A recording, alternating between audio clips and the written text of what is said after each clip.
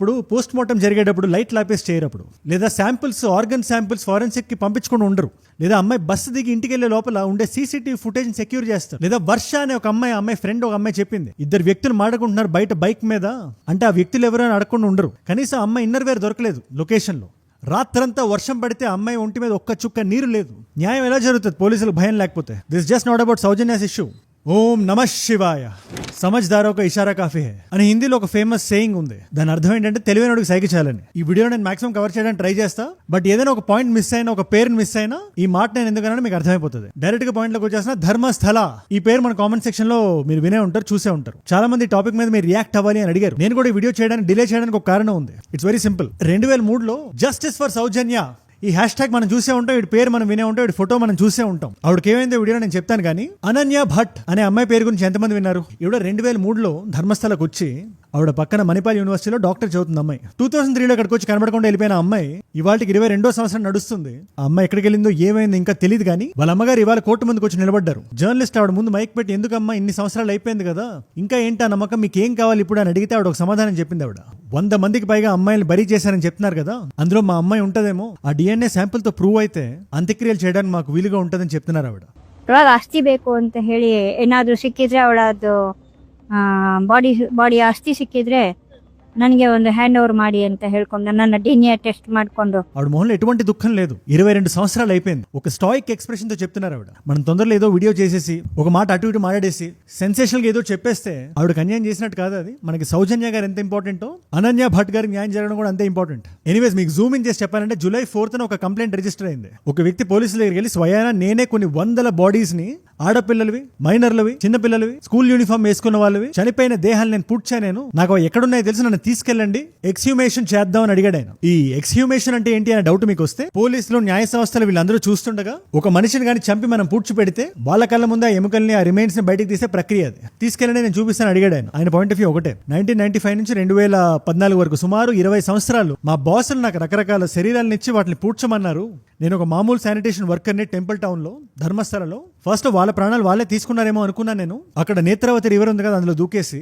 In fact Dharmasthala బయట మీకు బోట్లు కూడా కనబడుతుంటాయి, ఈ టూరిస్టులు ఎవరైతే ఉన్నారో అక్కడ ఎక్కువ సమయం ఉండకూడదని విజ్ఞప్తి అని. అందుకని ముందుగా అలాగే అనుకున్నాను. కానీ క్రమేణా వాళ్ళ శరీరాల మీద ఉండే దెబ్బలు చూసి ఎవరైనా చరిస్తే వస్తారని మార్క్స్ అని చెప్పి ఆయన చెప్పి, ఇవన్నీ ఆయన ఎలిగేషన్స్.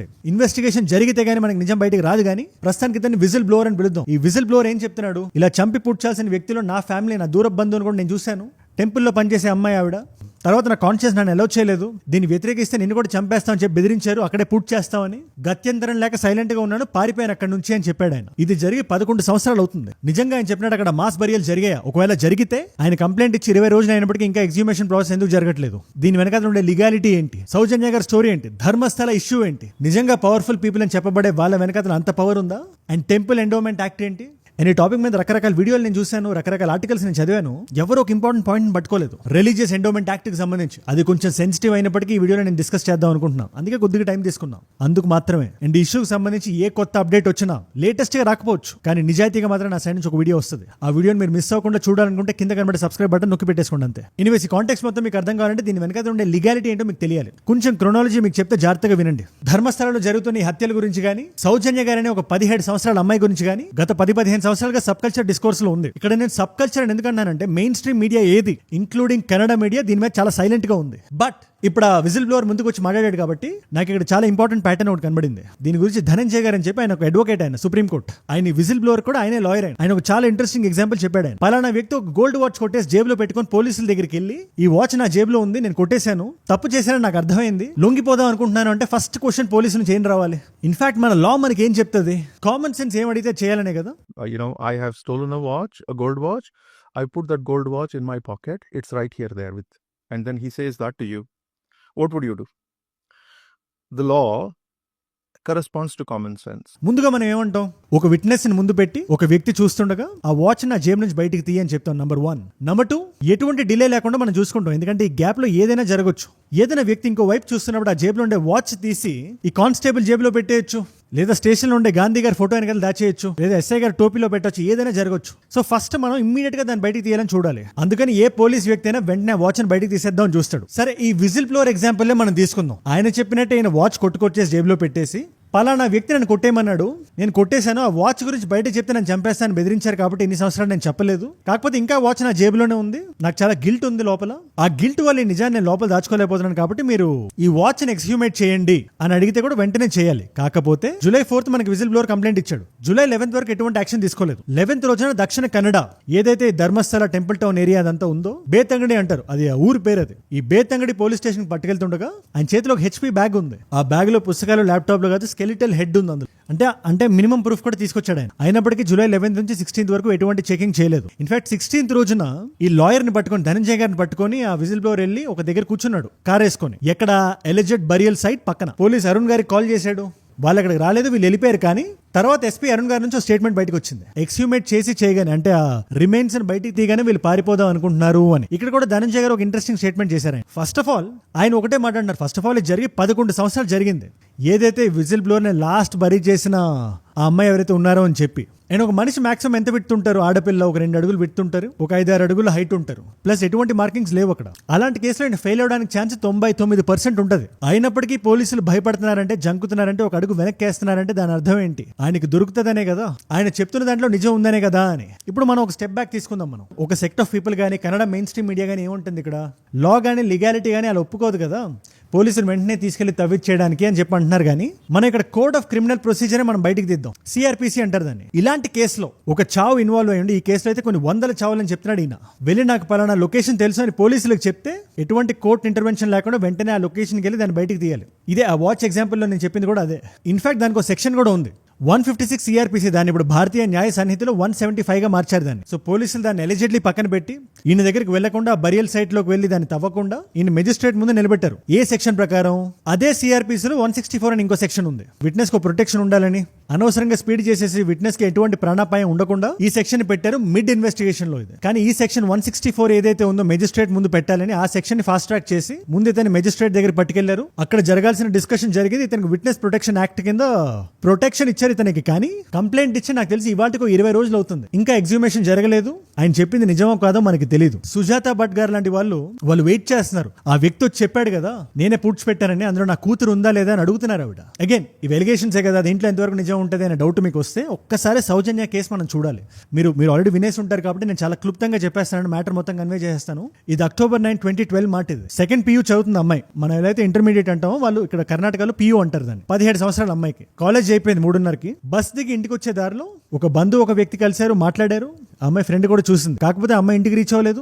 ఊరంతా ఏకమై నెక్స్ట్ డే వెతికేసరికి ఇంటికి 300 మీటర్ల దూరంలోనే అమ్మాయి శరీరం దొరికింది. అది ఏ విధంగా దొరికిందంటే నాకు మాటలు కూడా రావట్లేదు. అమ్మాయిని మానభంగం చేసి, అత్యాచారం చేసి, ఆ అమ్మాయి ఇన్నర్ గార్మెంట్స్ అక్కడ లేకుండా ప్రైవేట్ పార్ట్స్ ని మట్టితో నింపారు. అగైన్ దీన్ని ఎగ్జాజరేట్ చేయదు, మనం క్విక్ గా ముందుకు వెళ్ళిపోదాం. ఇది జరిగిన నెక్స్ట్ డేనే సంతోష్ రావు అనే ఒక మతిస్థిమితం సరిగ్గా లేని వ్యక్తి అక్కడ 2 రోజుల క్రితమే వచ్చాడని చెప్పి, ఇన్సిడెంట్ జరిగిన కొంత దూరంలో ఒంటరిగా కూర్చున్నాడని చెప్పి మాత్రమే ఆయన్ని పరిగెట్టించి కొట్టి పోలీసుల దగ్గర తీసుకెళ్లి జడ్జి ముందు నిలబెట్టి ఆయన మీద కేసు వేసి జైల్లో తోశారండి. ఎటువంటి DNA శాంపుల్ గానీ ఆయన ఈవిడ దగ్గర దొరకలేదు. ఇన్ఫాక్ట్ ఆవిడ మదర్ ఏం చెప్తున్నారో తెలుసా? సౌజన్య గారి మదర్, పోలీసులు మా ఇంటికి వచ్చి ఇన్వెస్టిగేషన్ కోసం అమ్మాయి సామాన్ మాకు కావాలని చెప్పి ఇన్నర్ గార్మెంట్ ఒకటి పట్టుకెళ్లారు. నేను దాని మీద ఒక ఎక్స్ట్రా స్టిచ్ చేసి ఇచ్చాను, నాకు గుర్తుండాలని చెప్పి. తర్వాత అదే ఇన్నర్ గార్మెంట్ సంతోష్ అనే వ్యక్తి ఇంట్లో దొరికిందని చెప్పి ఆయన్ని ఫ్రేమ్ చేశారు. కానీ ఆయనకి దీనికి ఎటువంటి సంబంధం లేదని చెప్పి సౌజన్య వాళ్ళ పేరెంట్సే స్వయాన వచ్చి నిలబడ్డారు. పోలీసులు కేసు ఇన్వెస్టిగేట్ చేశారు, సంతోష్ అని చెప్పారు. తర్వాత CID వచ్చింది, సంతోష్ అనే చెప్పింది. తర్వాత CBI వచ్చింది, సంతోష్ అనే చెప్పింది. ఏది 4 years ఇన్వెస్టిగేట్ చేసి 2017లో ఆయన జైల్లో పెట్టారు. 2023 వరకు ఆయన జైల్లో నుండి బయటకు వచ్చాడు. ఆయన ఎటువంటి కన్క్లూజివ్ ఎవిడెన్స్ లేనందువల్ల ఇది day 1 నుంచే లేదు. బట్ మనకి తెలిసిన నిజం బయటకు రావడానికి మనకే 10 ఏళ్ళు పట్టింది. సరే ఈయన కాదు కదా మరి ఇంకెవరు అనే డౌట్ వస్తుంది కదా, అది సహజమే కదా. పైగా ఆయనకి ఫిమోసిస్ అనే ఒక జబ్బు కూడా ఉంది. ఈ జబ్బు ఉండే వాళ్ళు ఒకవేళ సెక్షువల్ ఇంటర్ కోర్స్ కానీ పాల్గొంటే it will be extremely painful. So ఆయన కాదు రూల్ అవుట్ చేసేద్దాం. మరి ఎవరు అనే దగ్గర ఈ పర్టికులర్ టాపిక్ చాలా కాంట్రవర్షియల్ అయింది. ముఖ్యంగా ఎవరైతే ఈ వ్యక్తిని ఒక 10 సంవత్సరాల క్రితం పసిగట్టి మరి కొట్టారో ఆ 3 వ్యక్తులు, వాళ్ళు చాలా పెద్ద తలకాయలని, ఈ టెంపుల్ టౌన్ లో చాలా పెద్ద పలుకుబడి ఉందని, పొలిటికల్ బ్యాక్గ్రౌండ్ ఉందని, ఎకనామికల్ గా చాలా స్ట్రాంగ్ అని ఒక సెగ్మెంట్ చాలా స్ట్రాంగ్ గా బిలీవ్ చేస్తుంది. అందుకని వాళ్ళు సిట్ వేశారు. ప్రణబ్ మోహంటి గారి ఆధ్వర్యంలో ఉంది సిట్. అది ఆయన చాలా బలమైన పోలీస్ ఆఫీసర్. ఆయన ఇన్ఫాక్ట్ ఈ విజిల్ బ్లోవర్ లాయర్ ఎవరైతే ఉన్నారో ధనంజయ్ గారు, ఆయన చాలా స్ట్రాంగ్ గా పుష్ చేశారు ఈ పోలీస్ ఆఫీసర్ని. సో న్యాయం జరుగుతుందని మనం నమ్ముదాం. కానీ వీళ్ళు ఇంత ఇన్ఫ్లుయెన్షియల్ అవ్వడం వల్ల సౌజన్య గారి కేసులో పోలీసులు దిగిన, CID దిగిన, CBI దిగినా కూడా వాళ్ళందరూ ఒకటే మాట అన్నారు, ఈ సంతోష్ రావే కల్ప్రిట్ అని. నేను ఒక విషయం చెప్దాం అనుకున్నా, జాగ్రత్తగా వినండి. నాకు ఈ కేసు మొత్తంలో 2 ఇష్యూస్ కనబడ్డాయి, 2 బలమైన ఇష్యూస్. దీని గురించి పెద్దగా డిస్కోర్స్ లేదు పబ్లిక్ డొమైన్ లో. Number 1 is accountability. అది కూడా ఎవరిది? పోలీసులది. మనం స్కూల్లో కానీ కాలేజ్లో కానీ ఏదైనా తప్పు చేయడానికి ఎందుకు భయపడతాం? పలానా ఎగ్జామ్ లో మనం కాపీ కొడితే ఆ సబ్జెక్ట్ బ్యాక్లాగ్ పడుతుందనో, సస్పెండ్ అవుతామనో, డిస్మిస్ అవుతామనో ఏదో ఒక భయం ఉంటది కదా. అమ్మాయిల దగ్గరికి వెళ్ళి లీవ్ టీజింగ్ అటర్ చేస్తే ప్రిన్సిపల్ పిలుస్తారని, మాట్లాడతారని, పేరెంట్స్ ని రప్పిస్తారని, మాట్లాడిస్తారని. అంటే పర్యవసానాలు ఉంటే జనాలు జనరల్ గా భయపడతారు. ముఖ్యంగా మోరల్ కోడ్ మన ఎంటైర్ మానవ జాతి మీద పెట్టలేం కాబట్టి ఈ పర్యవసానాలు, పనిష్మెంట్ అనే కాన్సెప్ట్ మనకు ఉంది. ఎంతసేపు సౌజన్య గారిని మానభంగం చేసిన వాళ్ళని అడుగుతున్నాం కానీ మనం వాళ్ళని అడగాలి కూడా. బట్ ఇన్వెస్టిగేషన్ ని కావాలని తప్పుదారు ఒకవేళ పోలీసులు కానీ పట్టించుంటే వాళ్ళకి అందాల్సిన పర్యవసానాలు అందాయా లేదా, వాళ్ళకి పనిష్మెంట్ వచ్చిందా రాలేదా అని మనం ఇప్పటిదాకా ఎవరైనా అడిగామా? ఆ పోలీసుల పేర్లు నేను చెప్పట్లేదు ఫర్ ఆబ్వియస్ రీజన్స్. కానీ ఎవరైతే సీనియర్ పోలీస్ ఆఫీసర్లు ఈ కేసుతో లింకప్ అయి ఉన్నారో వాళ్ళని పేరున వాళ్ళు ఇప్పుడు ఎక్కడ ఉన్నారు? ఇన్ఫాక్ట్ ఒక పోలీస్ ఆఫీసర్ అయితే ఇది 10 సంవత్సరాల క్రితం జరిగింది కాబట్టి ఆయనకి బెంగళూరు ట్రాన్స్ఫర్ అయ్యి తర్వాత ఏదో వేరే కిడ్నాపింగ్ కేసులో ఆయన పట్టుబడ్డారే గానీ, తద్వారా సస్పెండ్ అయ్యారే గానీ, సౌజన్య గారి కేసుని లైట్ తీసుకున్నందుకు ఆయనకి ఎటువంటి పనిష్మెంట్ రాలేదు. అది మీరు గుర్తుపెట్టుకోవాలి. కొంతమంది ఆఫీసర్లకు అయితే మీరు నమ్మరు, ప్రమోషన్ డిప్యూటీ కమిషనర్స్ రేంజ్ స్థాయికి ప్రమోట్ అయ్యారు. సో నాకు ఇక్కడ ఎక్కడ పర్యవసానాలు కనబడలేదు, ముఖ్యంగా పోలీస్ డిపార్ట్మెంట్ లో. నేను అంతకన్నా ఇంపార్టెంట్ విషయం ఒకటి ఉంది, దీన్ని మనం ఇవాళ మాట్లాడదాం. కానీ ఈ తెల్లవాడు మన దేశాన్ని ఆక్రమించుకున్న టైంలో ఇది బ్రిటిష్ వాళ్ళు 1863లో ఒక యాక్ట్ పెట్టారు. దాని పేరు రిలీజియస్ ఎండోమెంట్స్ యాక్ట్. ఇది పైకి మనకి ఫేర్ గానే ఉన్నా, అంటే లేదు జనాల్లో డిస్కంటెంట్ ఉంది బ్రిటిష్ గవర్నమెంట్ మీద కాబట్టి వాళ్ళ చేతులకి మనం తిరిగి ఇచ్చేస్తున్నాం అని ఆన్ పేపర్ ఇది రాసున్నా, ఇండైరెక్ట్ గా టెంపుల్ కి సంబంధించిన ట్రస్టీస్ ఎవరైతే ఉన్నారో వాళ్ళు ప్రతి సంవత్సరం రికార్డ్స్ మెయింటైన్ చేసి కోర్టుకి ఇవ్వాలి. సరే, ఆ పర్టికులర్ యాక్ట్ గురించి మనం పక్కన పెట్టినప్పటికీ వన్స్ ఇండిపెండెన్స్ మనకు వచ్చిన తర్వాత ప్రతి స్టేట్ ఈ టెంపుల్స్ కి సంబంధించి ఒక్కొక్క స్టేట్ ఒక్కొక్క యాక్ట్ పెట్టింది. తమిళనాడు 1957లో హెచ్ఆర్సిఈ యాక్ట్ అని, దీని గురించే ఈ పర్టికులర్ యాక్ట్ గురించి జేసాయి దీపక్ గారు కూడా పోరాడుతున్నారు. ఆంధ్రప్రదేశ్ లో charitable and Hindu religious temples act అని, ఇప్పుడు ఇదే హెచ్ఆర్సిఈ యాక్ట్ కర్ణాటకలో కూడా అమల్లో ఉంది. ఫర్ ఎగ్జాంపుల్ మనం తమిళనాడు తీసుకుందాం, మధురైలో ఉండే మీనాక్షమ్మ టెంపుల్ గానీ, రామేశ్వరం టెంపుల్ గానీ, ఇవన్నీ డైరెక్ట్ గా గవర్నమెంట్ అండర్ లోకి వస్తాయి. సింపుల్ గా చెప్తున్నా, దీని గురించి చేయాలంటే సెపరేట్ వీడియో చేయాలి, ఏ టెంపుల్ ఎవరి కిందకు వస్తుంది అని. అలాగే కర్ణాటకలో మనం చూస్తే ఈ ధర్మస్థల టెంపుల్ టౌన్ లో మనం కొంచెం జూమ్ ఇన్ చేసి చూస్తే ఇది మంజునాథ స్వామి గుడి హిందూ టెంపుల్ అయినప్పటికీ దీని అడ్మినిస్ట్రేషన్ మొత్తం జైన్స్ చూసుకుంటున్నారు. అది ఇవాళ మొదలైంది కాదు, ఎప్పటి నుంచో వస్తున్నది. ఇన్ఫాక్ట్ ఇలాంటి ప్రైవేటైజేషన్ కూడా ఉండకూడదు టెంపుల్స్ అని చెప్పి జయసాయి దీపక్ గారు ఆయన బలంగా ముందు నిలబడ్డారు. ఆయన ఎప్పుడు 2 విషయాలు మాడతారు. ఈ శబరిమల కేసులో కూడా ముందుగా ఏ మతానికి లేని హిందూ మతానికి ఎందుకు ఉంది? ఈధర్ గవర్నమెంట్ ఓవర్ సైట్ లో ఉంటాయి లేదా ఈ విధంగా ప్రైవేటైజ్ అయిపోయి ఉంటాయి. కానీ మనకి బ్రిటిష్ కొలోనియల్ రూల్ రాకముందు ఎలా అయితే టెంపుల్స్ ట్రెడిషన్స్ కంట్రోల్లో ఉండేవో, ఎవరైతే ఆచారాలు పాటిస్తారో, ముఖ్యంగా Hindu religious and charitable endowment act ఏదైతే ఉందో అది ఇవాళ మన ఆంధ్రప్రదేశ్ లో కూడా అమల్లో ఉంది. అందులో ఎందుకు ఓన్లీ హిందూ టెంపుల్సే టార్గెట్ అయి ఉన్నాయి. టెంపుల్ నుంచి వచ్చిన డొనేషన్స్ కానీ డబ్బులు కానీ ఏవైతే ఉన్నాయో అవి వేరే పర్పస్లకు వాడకూడదు. ఇది కొలోనియల్ కంటిన్యూషన్. ఇది ఆ టైంలో అప్పుడు బ్రిటిష్ వాడు ఏమనుకున్నాడో, ఇండైరెక్ట్ గా ఏదైతే చేశాడో రిలీజియస్ ఎండోమెంట్ యాక్ట్ అని పేరు పెట్టినప్పటికీ అదే కంటిన్యూ అవుతుంది ఇవాళకి కూడా. అట్ ద సేమ్ టైం ఈ ధర్మస్థల ఇష్యూ మనం తీసుకున్నాం, గవర్నమెంట్ చేతిలో ఉండకూడదని చెప్తే ప్రైవేట్ వాళ్ళ చేతిలో ఉండాలని కాదు. అది ఒక కొత్త రకమైన ఎలిట్స్ ని క్రియేట్ చేస్తుంది. ఒక టెంపుల్ వల్ల వేల మీద లెక్క పెట్టుకునే వాళ్ళు బాగా రిచ్ అయిపోతే, అల్ట్రా రిచ్ అయిపోతే అది ఇలాంటి అనర్థాలకే దారితీస్తుంది. అందుకని భారతదేశంలో ఉండే ప్రతి ఆలయం ఒక ధార్మిక్ డివోటీ డ్రివెన్ మోడల్ అయి ఉండాలి. డివోటీ ఎలక్టెడ్ కమిటీస్ ఉండాలి, ఆడిటింగ్ జరగాలి, ట్రాన్స్పరెన్సీ ఉండాలి. కానీ ఎటువంటి స్టేట్ ఇంటర్ఫరెన్స్ ఉండకూడదు. స్టేట్ అంటే డైరెక్ట్ గా ఉంటున్నట్టే. మీకు ఒక విషయం చెప్తాను, జాగ్రత్తగా వినండి. ఈ పర్టికులర్ కేసే మనం తీసుకుందాం. పేరుకి ఇది ప్రైవేట్ వ్యక్తుల చేతుల్లోనే ఉంది, కానీ ఇవాళ జనాల నుంచి వస్తున్న పుష్ బ్యాక్ ఏంటి? పోలీసులు, సిబిఐ, సిఐడి ప్రతిదీ వాళ్ళ చేతిలోనే, వాళ్ళ గుప్పెట్లో ఉన్నారు వాళ్ళు అని. అవునా? మరి అంతకాటి గవర్నమెంట్ చేతిలో ఉంటే ఏంటి, వీళ్ళ చేతిలో ఉంటే ఏంటి? టెంపుల్ అక్కడ ఉన్నది మన మంజునాథ స్వామి, అది మన ధర్మస్థల. అందుకని నిజం బయటకు రావాలి, ఇన్వెస్టిగేషన్ చాలా గట్టిగా జరగాలి. ఏదైతే విజిల్ బ్లోవర్ చెప్పాడో that needs to be investigated. ఒకవేళ అబద్ధం అంటే అతని శిక్ష పడాలి. నిజం అంటే తప్పు ఎవరైతే చేశారో, అంతమంది ప్రాణాలు పోవడానికి ఎవరైతే కారకులు అయ్యారో ప్రతి ఒక్కరు జస్టిస్ ముందు వచ్చి నిలబడాలి. ఇదే ధర్మస్థలకు సంబంధించి 450 కేసులు ఉన్నాయంట, పెండింగ్ కేసులు. ఈ వ్యక్తి చెప్తున్నట్టు 100లో శరీరాలు పూడ్చబడి ఉన్నాయి. నా లోపల కూడా ఒక అన్రెస్ట్ ఉంది. టైం తీసుకున్నానంటే దానికి కారణం అదే. ఏంటి మూల కారణం ఏంటి? ఏదో ఇర్రెస్పాన్సిబుల్ గా ఓ వ్యక్తి మీద వేలెత్తి చూపించడం కాదు, సిస్టమ్ మారాలి అని నమ్మే వ్యక్తిని నేను. దాని మీద మీ అభిప్రాయం అంటే కింద నాకు ఖచ్చితంగా కామెంట్స్ లో రాయండి. ఇవాళ మనం ఎంత సెన్సిటివ్ టైంలో ఉన్నామంటే, డబ్బులు లేని వాళ్ళకి ఏదైనా జరిగితే వాళ్ళ శరీరాన్ని నుంచి బట్టలు లాగేసి వాళ్ళ ప్రైవేట్ పార్ట్స్ లో మట్టి నింపేసి రోడ్డు మీద పడేస్తే న్యాయం జరగడానికి ఒక దశాబ్దం పడుతుంది. ఇది ధర్మస్థల కేసు మాత్రమే కాదు, మన ఆంధ్రప్రదేశ్ తీసుకున్న కర్నూలులో కానీ విజయవాడలో కానీ మీరు ఒక్కసారి వెతకండి 2017లో 2014లో ఏం జరిగిందని. ఆయిషా మీరా కేసు అని వెతకండి మీరు ఒకసారి. అద్దాల మేడలో సూట్ వేసుకుని ఉండేవాడికి, అదే మేడ ముందు గుడిసెలో ఉండే వ్యక్తికి ఒకే రకమైన న్యాయం జరిగినప్పుడే మనది నిజమైన డెమోక్రసీ. సౌజన్య గారికి కాదు, అనన్య భట్ గారికి లేదా ధర్మస్థలలో అన్యాయం జరిగిన ప్రతి ఆడపిల్లకి న్యాయం జరగాలని కోరుకునే వ్యక్తిని నేను. బట్ అసలైన న్యాయం జరిగేది సిస్టమ్ ఫండమెంటల్ గా మారినప్పుడే, ఈ 2 రిఫార్మ్స్ జరిగినప్పుడే. తప్పు చేసిన ప్రతి పోలీస్ కి ఏ కేసులో అయినా కాశ్మీర్ నుంచి కన్యాకుమారి వరకు ఇన్వెస్టిగేషన్ ని తప్పుదారి పట్టిస్తే కటకటాల వెనక్కి పంపిస్తారు అని లోపల ఇక్కడ చిన్న భయం ఉంటది కదా, ఆ భయం ఉండాలి. అప్పుడు పోస్ట్ మార్టం జరిగేటప్పుడు లైట్ లాపేసి చేయరప్పుడు, లేదా శాంపిల్స్, ఆర్గన్ శాంపిల్స్ ఫారెన్సిక్ కి పంపించుకుని ఉండరు.